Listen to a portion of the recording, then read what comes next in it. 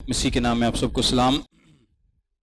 پیدائش کی کتاب اس کا 11واں باب اس کی پہلی آیت سے 10ویں باب کو میں چھوڑ رہا ہوں یہاں پہ، 10ویں باب کو ہم اس کے بعد یعنی اینڈ پہ دیکھتے ہیں۔ اس میں ناموں کی ایک فہرست ہے، ایک لسٹ ہے۔ نکال لیں پیدائش کی کتاب اس کا 11واں باب، پیدائش کی کتاب اس کا 11واں باب اس کی پہلی آیت سے لکھا ہے، اور تمام زمین پر ایک ہی زبان اور ایک ہی بولی تھی، اور ایسا ہوا کہ مشرق کی طرف سفر کرتے کرتے ان کو ملک سنار میں ایک میدان ملا اور وہ وہاں بس گئے، اور انہوں نے آپس میں کہا آؤ ہم اینٹیں بنائیں اور ان کو آگ میں خوب پکائیں۔ سو انہوں نے پتھر کی جگہ اینٹ سے اور چونے کی جگہ گارے سے کام لیا۔ پھر وہ کہنے لگے کہ آؤ ہم اپنے واسطے ایک شہر اور ایک برج جس کی چوٹی آسمان تک پہنچے بنائیں اور یہاں اپنا نام کریں، ایسا نہ ہو کہ ہم تمام روئے زمین پر پراگندہ ہو جائیں۔ اور خداوند اس شہر اور برج کو جسے بنی آدم بنانے لگے دیکھنے کو اترا، اور خداوند نے کہا دیکھو یہ سب لوگ ایک ہیں اور ان سبوں کی ایک ہی زبان ہے، وہ جو یہ کرنے لگے ہیں تو اب کچھ بھی جس کا وہ ارادہ کریں ان سے باقی نہ چھوٹے گا۔ سو آؤ ہم وہاں جا کر ان کی زبان میں اختلاف ڈالیں تاکہ وہ ایک دوسرے کی بات سمجھ نہ سکیں۔ پس خداوند نے ان کو وہاں سے تمام روئے زمین میں پراگندہ کیا، سو وہ اس شہر کے بنانے سے باز آئے، اس لیے اس کا نام بابل ہوا، کیونکہ خداوند نے وہاں ساری زمین کی زبان میں اختلاف ڈالا، اور وہاں سے خداوند نے ان کو تمام روئے زمین پر پراگندہ کیا۔ آمین۔ یہ ٹوٹل 9 آیات ہیں، اور اس میں جو پہلی 4 آیات ہیں وہ انسان اپنے بارے میں کہتا ہے، پھر 5ویں، 6ٹھی، 7ویں اور 8ویں اگلی جو 4 آیات ہیں یہ خدا کی طرف سے بات ہے، اور جو 9ویں آیت ہے یہ موسیٰ کی طرف سے بات ہے۔ اب آپ کو پتا ہے کہ پیدائش کی کتاب کس نے لکھی تھی؟ پیدائش کی کتاب موسیٰ نے لکھی تھی، اور یہ کب لکھی گئی؟ جب بنی اسرائیل ملک مصر سے باہر نکلے ہیں تو 40 سال وہ بیابان میں رہے، سو انہی 40 سالوں کے درمیان میں پہلی 5 کتابیں جو موسیٰ نے لکھی ہیں وہ تمام کی تمام لکھی گئیں، کیونکہ شریعت تبھی خدا نے ان کو شریعت دی تھی، تمام احکام دیے تھے۔ سو جب اس نے شریعت کے وہ سب احکام لکھے ہیں، اسی پیریڈ کے دوران اس نے پیدائش کی کتاب کو بھی لکھا ہے، کیونکہ 40 سال کے بعد تو موسیٰ تو اگلے ملک میں جا ہی نہیں پایا تھا۔ جب بنی اسرائیل وہاں سے نکلے ہیں ملک مصر سے فسح کے بعد، تو اگلے 40 سال کے بعد انہوں نے ملک کنعان پر قبضہ کیا تھا یا اس کا آغاز کیا تھا، اور وہ جو قبضہ ہے اس سے پہلے موسیٰ اس دنیا سے جا چکا تھا۔ سو اس کا کیا مطلب ہے کہ یہ اس 40 سال کے عرصے کے درمیان میں لکھی گئی ہے، اور اسی 40 سالوں میں موسیٰ نے پیدائش کی کتاب لکھ کر بنی اسرائیل کو دی۔ یہ کتاب لکھ کر بنی اسرائیل کو دی گئی، اور بنی اسرائیل کو جب اس نے کتاب دی ہے، جس طرح ہم نے آخری آیت بھی 9ویں آیت بھی دیکھی کہ یہ بابل ہوا، اس جگہ کا نام کیا ہوا؟ بابل ہوا۔ سو اس کا ایک مقصد یہ بھی تھا کہ بنی اسرائیل کو بتایا جائے کہ اس کے پیچھے ہسٹری کیا ہے، جو تم لوگ کرنے جا رہے ہو، یعنی بنی اسرائیل وہاں پر کیا کرنے جا رہے ہیں؟ بنی اسرائیل وہاں پر جا کر ایک ملک پر قبضہ کرنے جا رہے ہیں، ایک ملک پر قبضہ کرنے جا رہے ہیں۔ بنی اسرائیل کیا کریں گے؟ اس ملک پر قبضہ کریں گے، وہاں قتل و غارت ہوگی، مار داڑ ہوگی، وہاں سے لوگوں کو نکالا جائے گا۔ سو وہ یہ بات نہ سوچیں کہ پتہ نہیں ہم کیا کر رہے ہیں، ہم کیوں کر رہے ہیں، انہیں اس ساری بات کی ہسٹری معلوم ہونی چاہیے کہ وہ جو کرنے جا رہے ہیں وہ کیوں کرنے جا رہے ہیں۔ سو ہسٹری خدا نے موسیٰ کے ذریعے ان کو بتائی، اور وہ ساری ہسٹری کہاں پر لکھی ہے؟ پیدائش کی کتاب کے پہلے 11 ابواب میں۔ پیدائش کی کتاب کے پہلے 11 ابواب اس ساری تاریخ کو بتاتے ہیں کہ بنی اسرائیل کو پتہ ہو کہ وہ کہاں کیا کرنے جا رہے ہیں۔ یہ جو کنعان کی سرزمین ہے، یہاں پر جو لوگ بستے ہیں یہ خدا کی لعنت کے نیچے ہیں، اور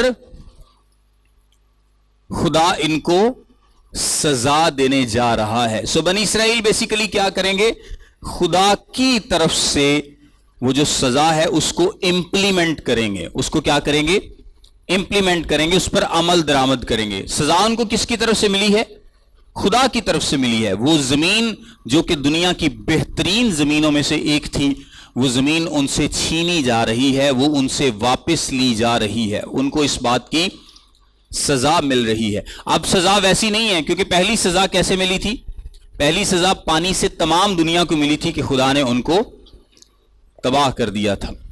और अब सजा इनको कैसे मिल रही है कि इनको इस सरजमीन से निकाला जा रहा है। बीच में और भी आप बहुत सारी सजाएं देखेंगे कि जो खुदा ने सजाएं दी, इंडिविजुअल लेवल पर दी या मुल्की लेवल पर, या बहुत सारे शहरों को जिस तरह सदूम और अमूरा को सजा दी गई, इस तरह आप अक्सर देखेंगे कि खुदा ने बहुत सारे लोगों को उनके गुनाह की सजा दी है।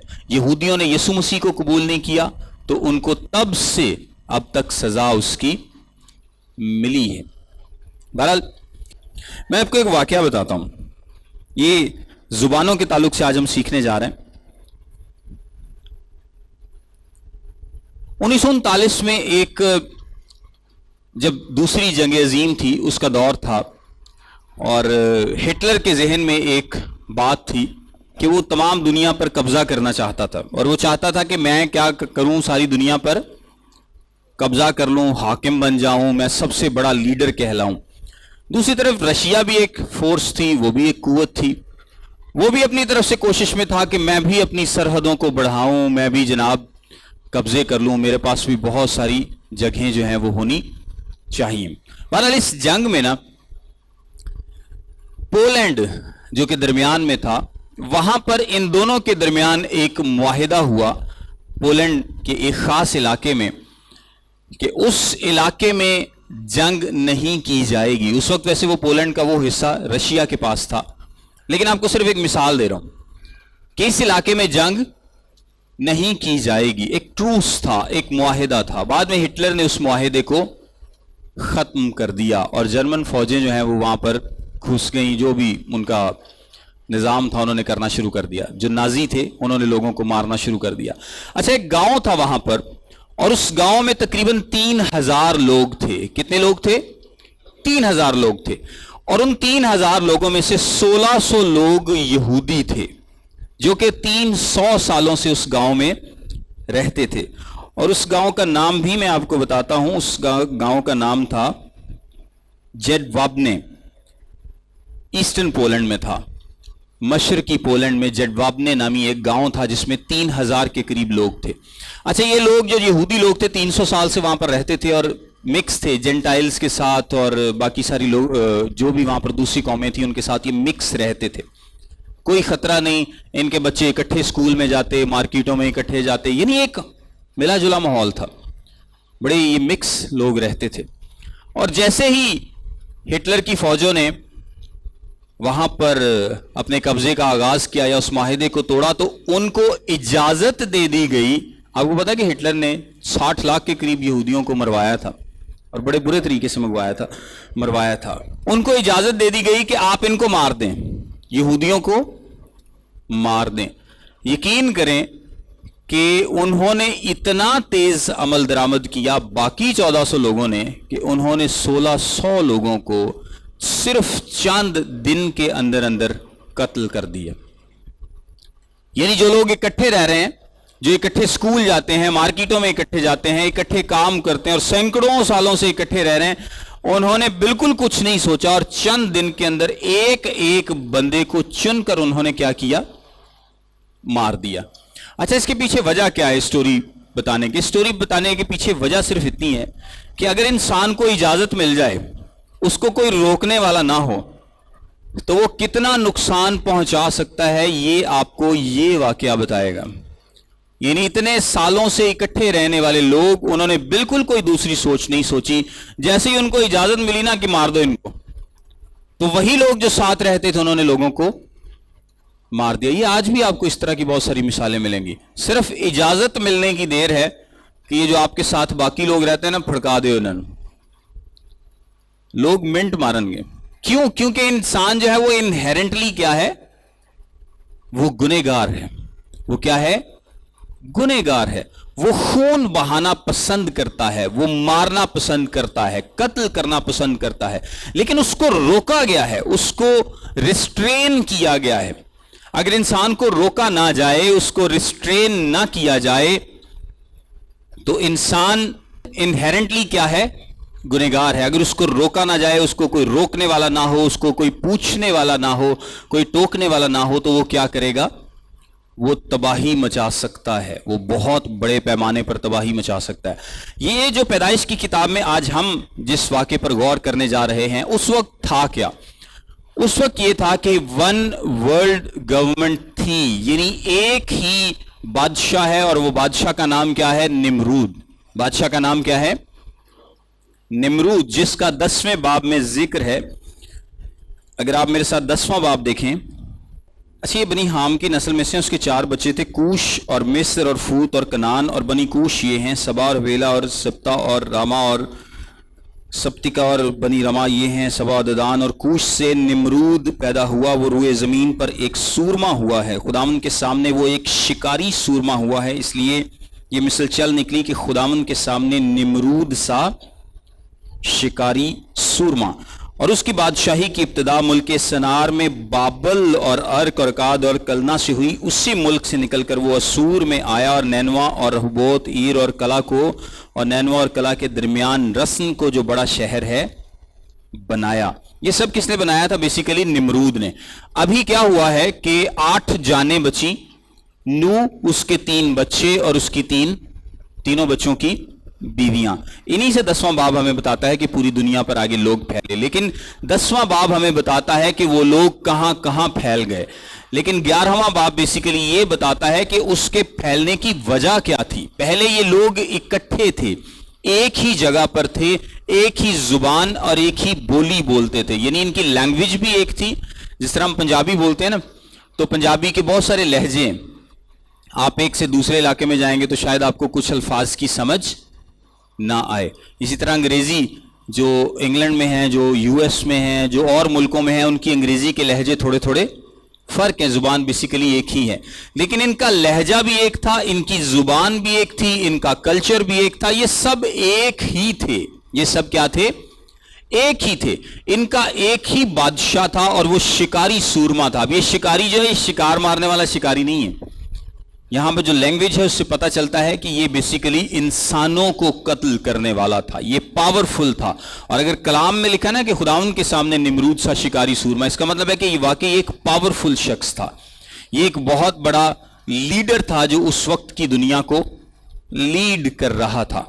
अब ये सारी दुनिया इकट्ठी है और इकट्ठे चलते हैं, एक कल्चर है, एक जगह पर रहते हैं। और अब 11वां बाब आप देखें, लिखा है, और तमाम जमीन पर एक ही जुबान और एक ही बोली थी। और ऐसा हुआ कि मशरिक की तरफ सफर करते करते उनको मुल्क सिनार में एक मैदान मिला और वो वहां बस गए। अच्छा, इनकी कोशिश क्या है? इनकी कोशिश ये है कि हम एक बुर्ज बनाएं।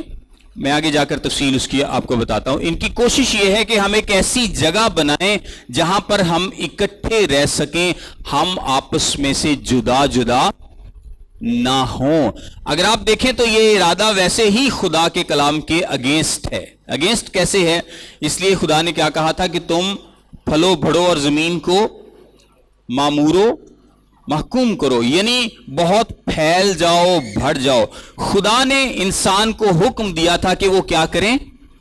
फैल जाएं, तमाम रुए जमीन पर फैल जाएं, यानी जगहों पर, इलाकों में, हर जगह पर जाकर वो फैल जाएं। इनकी सोच ही खुदा के कलाम के अगेंस्ट है कि ये एक जगह सेटल होना चाहते हैं। और एक जगह सेटल होना ये किसको सूट करता है? एक ही गवर्नमेंट हो, एक ही सरबराह हो, एक ही मजहब हो, सब कुछ एक ही हो, ये किसको सूट करता है? ये इब्लीस को सूट करता है। क्यों? क्योंकि इंसान गुनहगार है। अगर आप ये देखें कि एक ही गवर्नमेंट होगी, कोई दूसरा पूछने वाला नहीं होगा। पिंड च एक ही चौधरी हो ना तो कोई दूसरा पूछने वाला नहीं होता। अब खुदा ने क्या किया? खुदा का प्लान ये था कि इंसान जमीन पर फैल जाए, ایک گورنمنٹ جو ہے وہ دوسرے کو پوچھے گی, دوسری گورنمنٹ تیسرے کو پوچھے گی, لوگ ایک دوسرے کی وجہ سے ریسٹرین ہوں گے, ریسٹرکٹ رہیں گے, وہ ویسے کام نہیں کریں گے. جس طرح آپ کے دل میں جو آئے آپ نہیں کر سکتے. کیوں؟ کیونکہ سب سے پہلے آپ کو کون روکے گا؟ آپ کا پڑوسی روکے گا کہ بھائی تو کی کرنے لگا تھے. اگر آپ کا پڑوسی نہیں روکتا تو آپ کے علاقے میں کوئی روکے گا, آپ کا علاقہ نہیں روکتا تو آپ کے جو بڑی گورنمنٹ ہے وہ آپ کو روکے گی. اور اگر گورنمنٹ کچھ چاہے کہ جی میں جو میرے دل میں آئے کر لوں, پاکستان کی گورنمنٹ اگر سوچ لے کہ جی جو ہمارے دل میں آئے ہم کر لیں انسانیت کی تباہی کے لیے یا کسی بھی کام کے لیے, تو پھر کیا ہوگا؟ باقی ملک آپ کو روکیں گے. اور اگر کچھ ملک مل کر کوشش کریں کہ ہم دنیا کو تباہ و برباد کر دیں گے یا جو مرضی دل میں آئے کریں گے, تو پھر کیا ہوگا؟ جو دنیا کی اور مملکتیں ہیں وہ ان کو روکیں گی. سو خدا نے ایک ایسا نظام بنایا ہے جس میں ایک پر دوسرے کا چیک ہے. یعنی اگر کوئی ایک غلط کرنا بھی چاہتا ہے تو دوسرا اس کو روکتا ہے, دوسرا کرنا چاہتا ہے تو تیسرا اس کو روکتا ہے. لیکن ابلیس کو یہ سوٹ نہیں کرتا. ابلیس کو یہ سوٹ کرتا ہے ایک ہی گورنمنٹ ہو, ایک ہی اس کا سربراہ ہو, ایک ہی مذہب ہو, اور وہ کس کی مرضی کے مطابق چلے؟ ابلیس کی مرضی کے مطابق. اور مکاشفہ کی کتاب میں کیا ہے؟ جب اینٹی کرائسٹ آئے گا, جب مخالف مسیح ہوگا, تو تب کیا ہوگا؟ ایک ہی گورنمنٹ ہوگی. آپ کو پتا نا کہ ابلیس بیسیکلی چاہتا ہے کہ دنیا میں ایک ہی مذہب ہو اور ایک ہی گورنمنٹ ہو, ایک ہی سپر پاور ہو اور اس کے پاس سارا کنٹرول ہو, جو میں چاہوں میں کروا لوں.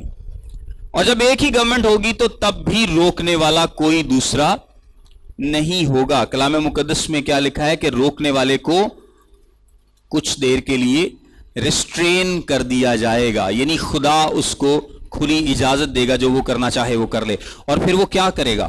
وہ لوگوں کو قتل کرے گا. جو کوئی مسیح کا نام لے گا اس کو قتل کرے گا, جو کوئی مقدس اس کو ملے گا اس کو قتل کر دیا جائے گا. آج تو ایسا نہیں ہے نا پوری دنیا میں, کیونکہ اگر آپ کے ایک ملک میں اگر یہ فیصلہ کر بھی لے کہ میں یہاں پر مسیحی لوگوں کو مار دوں, تو دوسرا ملک اس میں انٹروین کرے گا.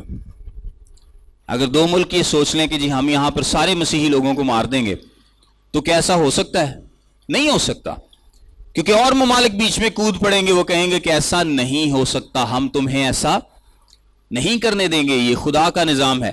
لیکن ون ورلڈ اگر آپ سوچیں کہ ایک ہی سپر پاور ہو اور اس پر جو حکمران ہے وہ بھی ایک 2 نمبر ابلیس کا کرندہ ہو, تو وہ تو جو دل میں آئے کرے گا, اس کو کوئی روکنے والا نہیں ہوگا. سو یہ بہت جلد, نو کے بہت جلد یہ کیا کرنے جا رہے ہیں؟ یہ پھر وہی کام کرنے جا رہے ہیں جس سے خدا نے ان کو روکا ہے. اور جس طرح کہ 8ویں آیت میں لکھا ہے, بنی حام سے کون پیدا ہوا ہے؟ کوش.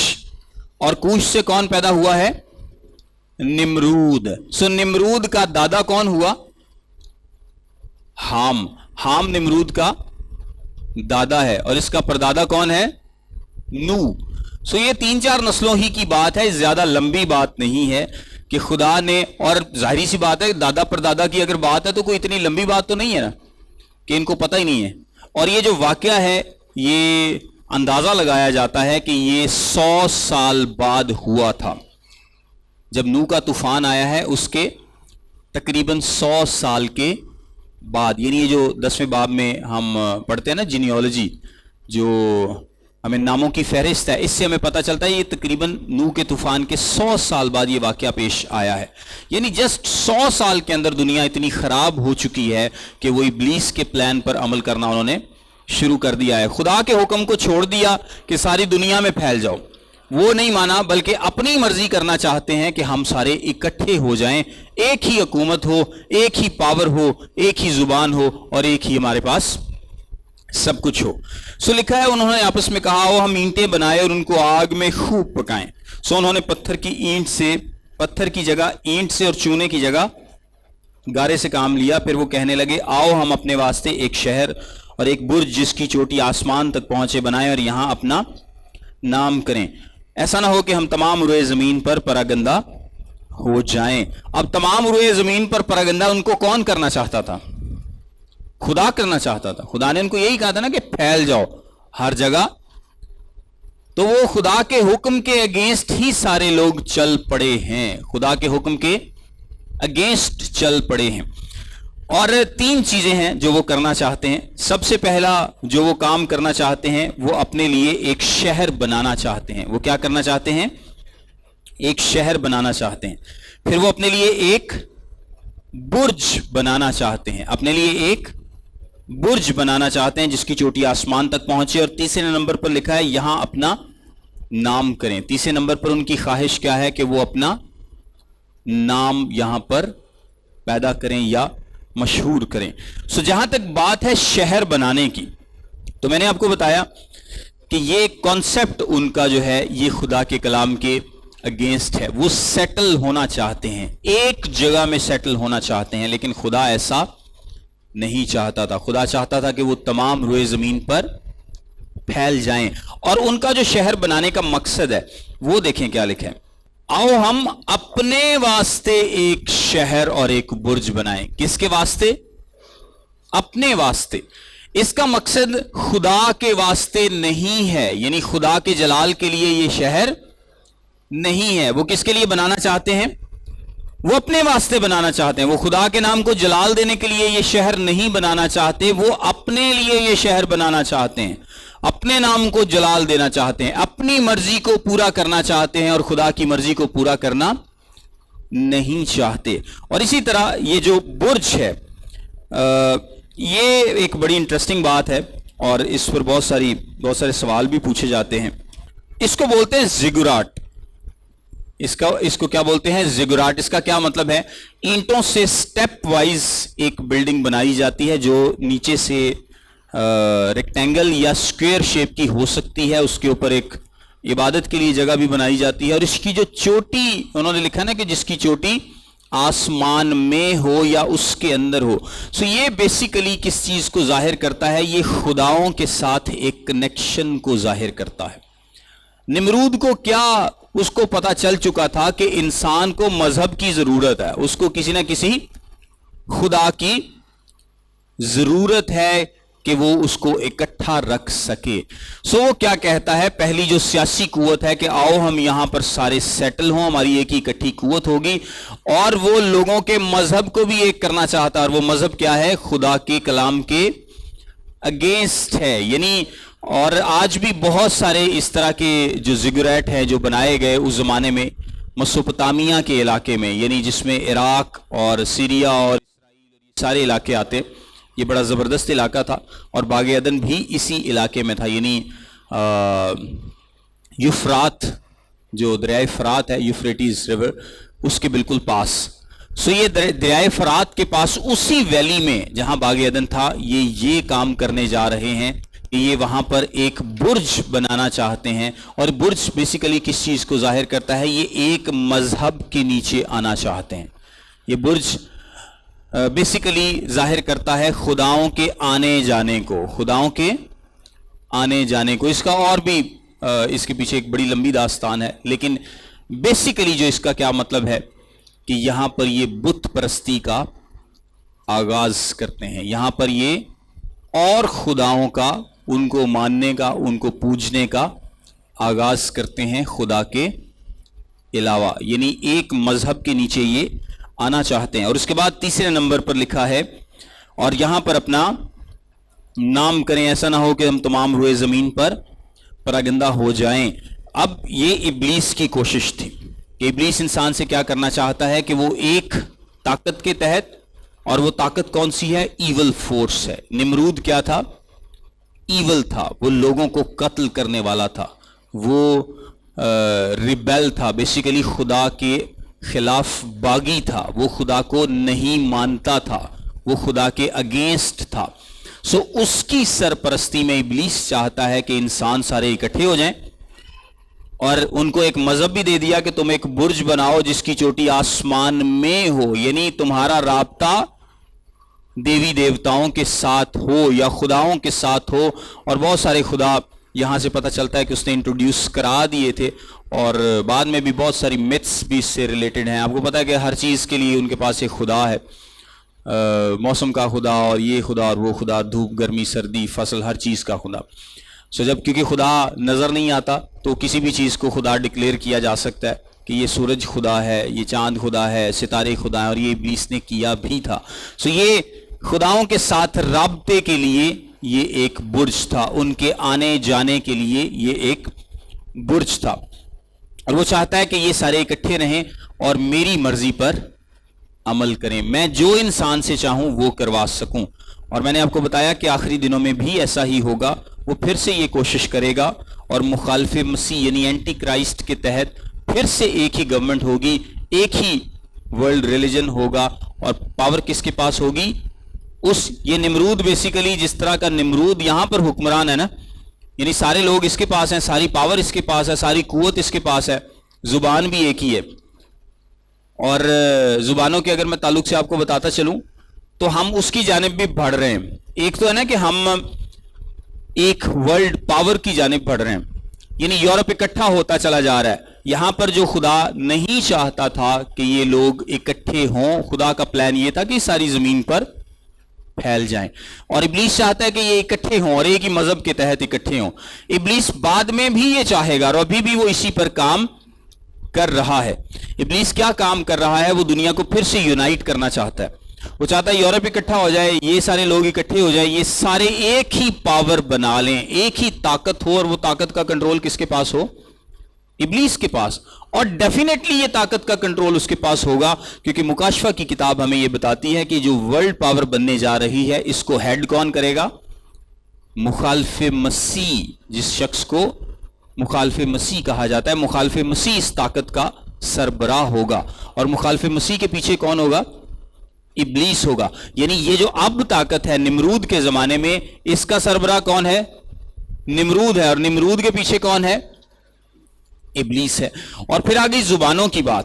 اب آپ کو پتا ہے کہ انسان زبانوں کے گروہوں میں بٹا ہے. اگر آپ نے انسان کو اکٹھا کرنا ہے تو آپ کو ان کی زبان ایک کرنی پڑے گی، ورنہ وہ زبانیں اگر ڈیفرنٹ ہوں گی نا تو وہ گروہوں میں تقسیم ہو جائے گا، وہ الگ ہو جائے گا. سو اس پر بھی اس کا کام جاری ہے.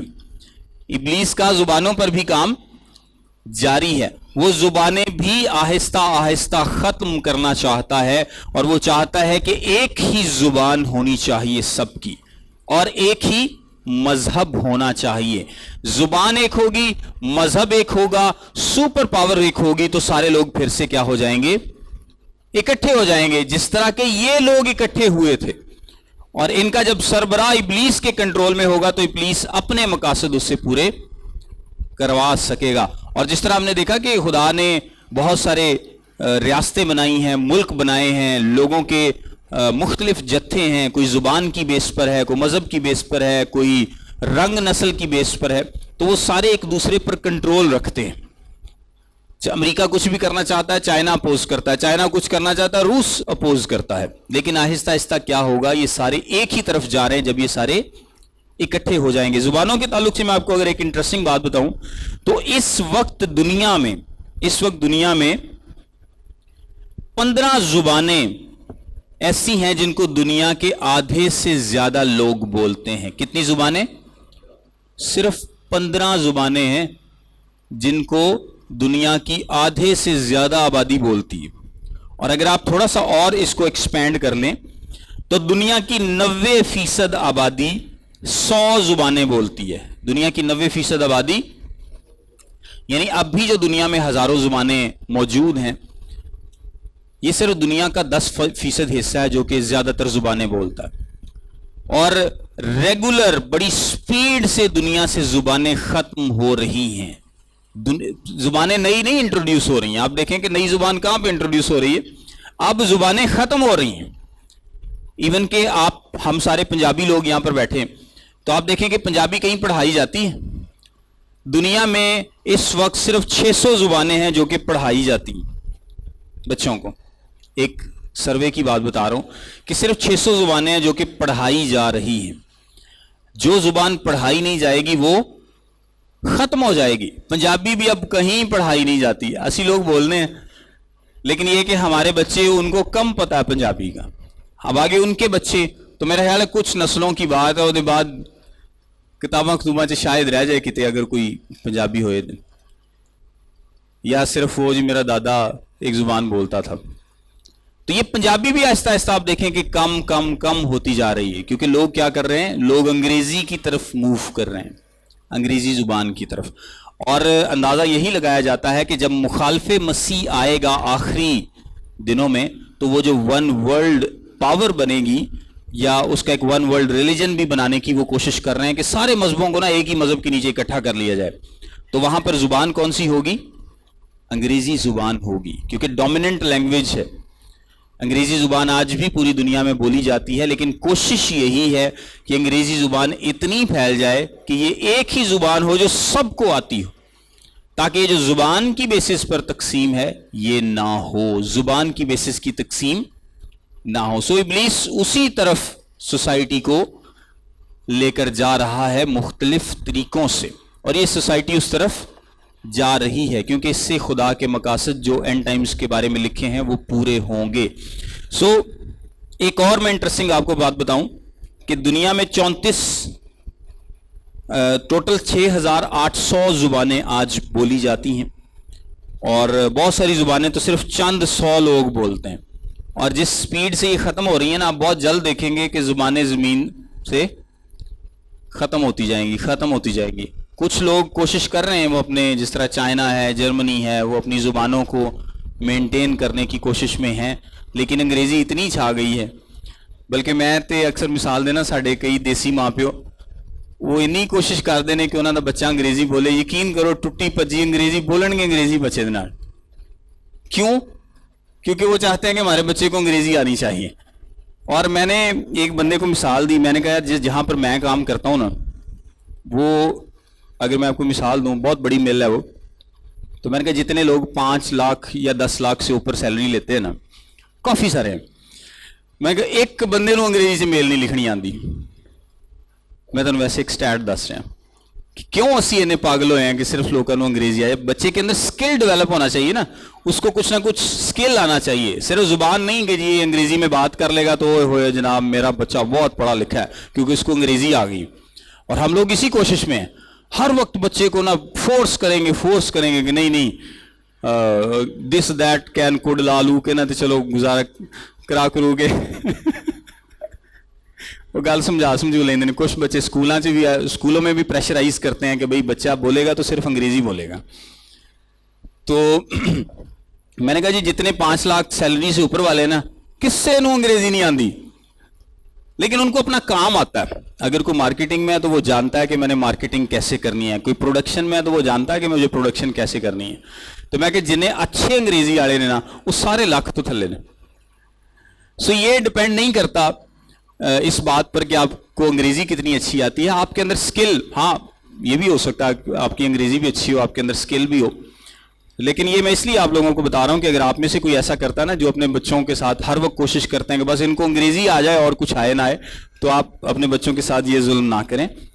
ان کے اندر سکل ڈیولپ ہونے دیں، اور وہ جو بھی کریں گے، جو بھی کمائیں گے آگے، وہ اپنے سکل کے حساب سے کریں گے. کیونکہ گورے کو انٹرسٹ نہیں ہے کہ بچے کو زبان انگریزی سے ہی آتی ہے کہ نہیں. وہ پاکستانیوں سے جب کام کرتے ہیں نا تو کوئی انٹرسٹ نہیں ہے ان کو کہ یار اس کو صحیح انگریزی آتی ہے کہ نہیں. وہ یہ دیکھتا ہے کہ یہ میرا کام ٹھیک سے کر لے گا کہ نہیں. یعنی اگر اس نے کوئی کپڑے کا آرڈر ہے، کوئی فٹ بالز کا، کوئی ایکسپورٹ کا آرڈر ہے مثال کے طور پر، تو اس نے صرف یہ دیکھنا ہے کہ میری چیز اچھی بنے گی کہ نہیں، چاہے وہ ایک ان پڑھ آدمی بنا رہا ہے. اس نے یہ نہیں دیکھنا کہ یہ انگریزی نہیں اچھی بولتا میں نے اسے کام نہیں کرنا. لیکن ہمارے اندر یہ کمپلیکس ہے کہ ہم کہتے ہیں کہ نہیں، جدوں تک انگریزی نہیں تو کچھ بھی نہیں. بہرحال یہ دنیا جو ہے یہ اسی طرف موو کر رہی ہے. اب آگے دیکھیں آگے کیا لکھا ہے. 5ویں آیت میں لکھا ہے، اور خداوند اس شہر اور برج کو جسے بنی آدم بنانے لگے دیکھنے کو اترا. یہ صرف انسانی لحاظ سے اس کو بیان کیا گیا ہے، جس طرح پہلے بھی ہم نے بات کی کہ لکھا ہے نا کہ خداوند دل میں ملول ہوا، یا خداوند انسانی ٹرمز میں ہم خدا کو اس کے ایموشنز کو ایکسپلین کرتے ہیں تاکہ انسان سمجھ پائے کہ کیا کہا جا رہا ہے. سو انہی ٹرمز میں لکھا، اور خداوند اس شہر اور برج کو جسے بنی آدم بنانے لگے دیکھنے کو اترا. اور خداوند نے کہا دیکھو یہ لوگ سب ایک ہیں، اور ان سبوں کی ایک ہی زبان ہے، اور جو یہ کرنے لگے ہیں تو اب کچھ بھی جس کا وہ ارادہ کریں ان سے باقی نہ چھوٹے گا. اچھا یہ اس سینس میں لکھا ہے، میں نے آپ کو بتایا کہ اگر ایک ہی گورنمنٹ ہوگی تو وہ گورنمنٹ جو بھی کرنا چاہے وہ کر لے گی. کسی پر ظلم کرنا چاہیں کر لیں گے کیونکہ ان کو کوئی روکنے والا نہیں ہے. ایک کے اگینسٹ دوسرے کو فائدہ دینا چاہیں تو وہ فائدہ دے لیں گے، کیونکہ کوئی ان کو پوچھنے والا، کوئی ان کو روکنے والا نہیں ہے. سو جو بھی وہ جس طریقے سے بھی اپنی گورنمنٹ چلانا چاہیں وہ اپنی گورنمنٹ چلائیں گے، ان کو کوئی پوچھنے والا نہیں ہوگا، کوئی روکنے والا نہیں ہوگا. سو آؤ ہم وہاں جا کر ان کی زبان میں اختلاف ڈالیں. اچھا، انسانوں نے کیا کہا تھا؟ آؤ ہم شہر اور برج بنائیں. اور خداوند نے کیا کہا ہے؟ آؤ ہم وہاں پر جا کر ان کی زبانوں میں اختلاف ڈالیں. اور یہ دوسری دفعہ، اس سے پہلے خدا نے کب کہا تھا کہ ہم انسان ہم میں سے ایک کی مانند ہو گیا، آؤ ہم انسان کو اپنی صورت اور شبیہ پر بنائیں. سو یہ کس چیز کو ظاہر کرتا ہے؟ یہ تثلیث کو ظاہر کرتا ہے. سو ان کی زبان میں اختلاف ڈالیں تاکہ وہ ایک دوسرے کی بات سمجھ نہ سکیں. پس خداوند نے ان کو وہاں سے تمام روئے زمین میں پراگندہ کیا، سو وہ اس شہر کے بنانے سے باز آئے. خداوند نے ان کی زبانوں میں اختلاف ڈال دیا، یعنی ایک کی بات اب دوسرے کو سمجھ نہیں آ رہی، دوسرے کی بات تیسرے کو سمجھ نہیں آ رہی. سو ڈیفینیٹلی جب آپ کو بات سمجھ ہی نہیں آئے گی، اسی طرح آپ کے جو آس پاس چائنیز لوگ ہوں تو کیا ہوگا کہ تسی چپ کر کے بیٹھے رہو گے، تانوں کی پتا ہو کی کہنا ہے یا انہوں کی پتا کہ تسی کی کہہ رہے ہیں. سو زبان کی بیس پر انسان تقسیم ہوتا ہے. سو یہ جو خداوند نے تقسیم ڈالی ہے، یہ خدا کا انسان پر کیا ہوا ہے؟ فضل ہوا ہے. یہ خدا کی طرف سے کیا ہوا ہے؟ فضل ہوا ہے. کیونکہ اگر یہ تقسیم نہ ڈالی جاتی، اگر انسان تتر بتر نہ ہوتا، پراگندہ نہ ہوتا، زمین پر نہ پھیل جاتا، اور اسی طریقے سے جو یہ کرنا چاہ رہے ہیں ویسا ہی ہوتا، تو پھر کلام میں کیا لکھا ہے کہ جو بھی وہ کرنا چاہیں ان کو روکنے والا کوئی نہیں ہوگا. سو انسان پر فضل ہوا، خدا نے انسان پر فضل کیا کہ اس نے ان کی زبانوں میں اختلاف ڈالا، اور پھر جس کو جس کی سمجھ آئی وہ اسی کے ساتھ وہاں سے چلا گیا اور مختلف علاقوں میں آباد ہو گئے. اس لیے اس کا نام بابل ہوا، کیونکہ خداوند نے وہاں ساری زمین کی زبان میں اختلاف ڈالا، اور وہاں سے خداوند نے ان کو تمام روئے زمین پر پراگندہ کیا. اب یہاں سے اگر آپ 10ویں باب پر واپس آئیں تو یہاں پر لکھا ہے نوح کے بیٹوں سم، حام اور یافت کی اولاد یہ ہیں.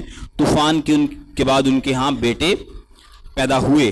یہاں پر پہلے بنی یافت کا ذکر ہے، پھر بنی حام کا ذکر ہے، اور پھر بنی سم کا ذکر ہے. اور اگر 21ویں آیت آپ دیکھیں تو وہاں پر لکھا سم کے ہاں بھی جو تمام بنی عبر کا باپ اور یافت کا بڑا بھائی تھا اولاد ہوئی. یہ عبر بیسیکلی کیا ہے؟ یہ عبرانی لوگ جن کو کہا جاتا ہے. اب یہاں پر بتایا گیا ہے 31ویں آیت دیکھیں. سو بنی سم یہ ہیں جو اپنے اپنے ملک اور گروہوں میں اپنے قبیلوں اور اپنی زبانوں کے مطابق آباد ہیں. نوح کے بیٹوں کے خاندان ان کے گروہوں اور نسلوں کے اعتبار سے یہی ہیں، اور طوفان کے بعد جو قومیں زمین پر جا بجا منقسم ہوئیں وہ انہی میں سے تھیں. اور جو میں نے آپ کو 100 سال کا اندازہ بتایا نا، یہ یہاں سے لگایا جاتا ہے 25ویں آیت اگر آپ دیکھیں. اور عبر کے ہاں 2 بیٹے پیدا ہوئے، ایک کا نام فلج تھا کیونکہ زمین اس کے ایام میں بٹی، تقسیم ہوئی. سو یہاں سے اندازہ لگایا جاتا ہے اس کرونالوجی سے کہ یہ تقریباً 100 سال کا وقت تھا، یعنی طوفان کے 100 سال کے بعد یہ واقعہ ہوا. اور 11واں باب بتا رہا ہے کہ کس طرح سے زبانیں تقسیم ہوئیں. اور 10واں باب، کیونکہ اکثر یہ پیدائش کی کتاب میں آپ کو ملے گا، یہ لکھنے کا طریقہ بھی ہے کہ یہ جو مختلف علاقوں میں اپنے اپنے گروہوں کے مطابق تقسیم ہو کر جا بجا یہ لوگ بس گئے ہیں، اس کی وجہ کیا تھی؟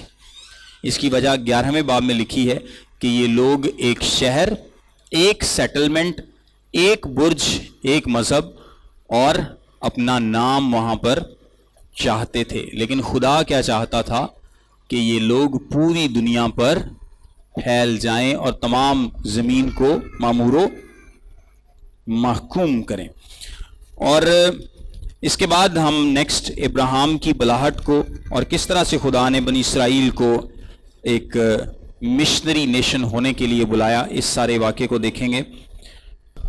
God bless you.